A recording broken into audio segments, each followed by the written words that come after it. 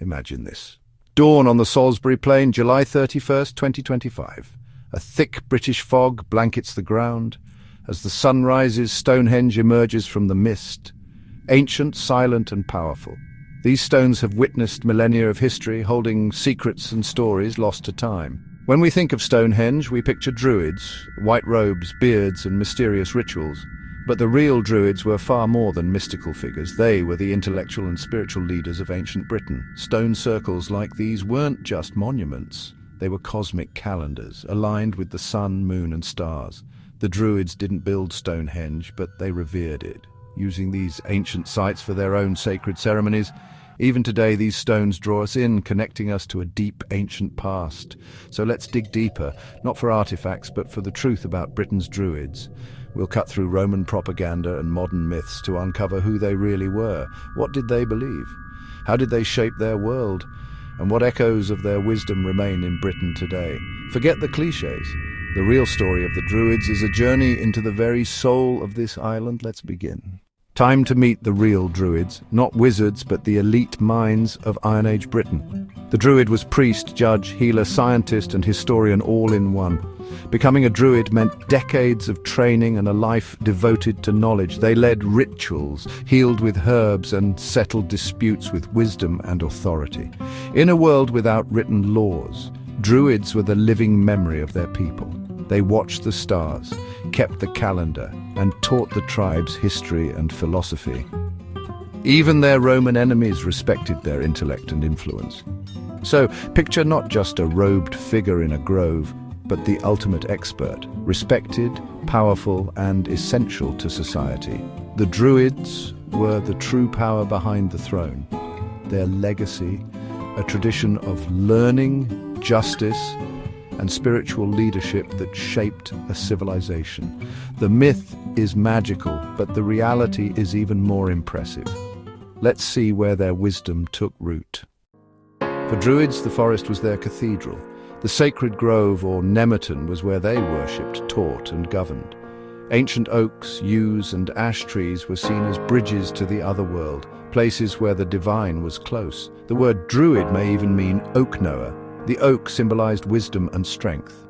Rituals under these trees connected the community to the cosmos. Druids also used Ogham, a secret alphabet where each letter was named for a tree or plant. Their language and knowledge were literally rooted in the forest.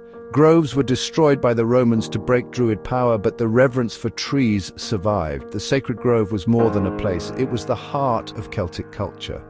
In every leaf and branch, the Druids saw the story of life itself. Their connection to nature shaped their world, and ours.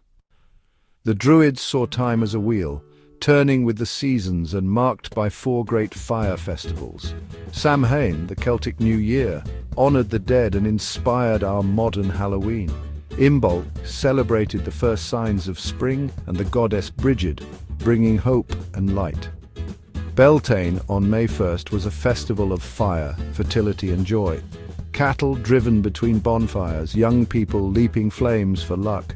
Lugnasad, the harvest festival, gave thanks for abundance and prepared for the coming winter. These festivals weren't just parties. They were moments when the veil between worlds thinned and the community came together in ritual and celebration. The cycle of the year was a living calendar, guiding every aspect of life. Even today, echoes of these ancient rites survive in our holidays and folk traditions. The Druids' calendar was a celebration of nature's rhythms. Their festivals kept the community and the cosmos in harmony.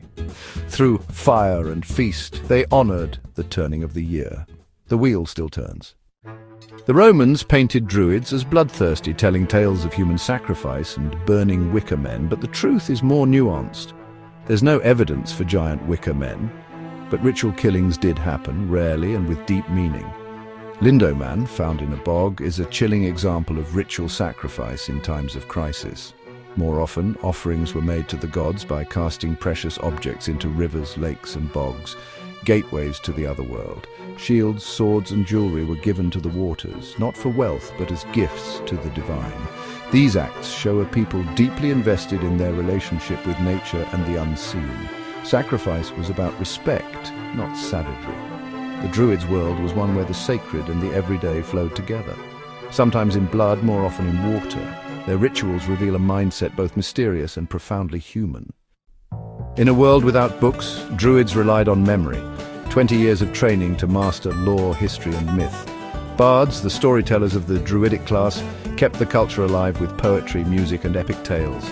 Their words could make or break reputations, and their stories shaped the identity of the tribe. Clever devices like the Welsh triads, grouping wisdom in threes, helped them remember and teach.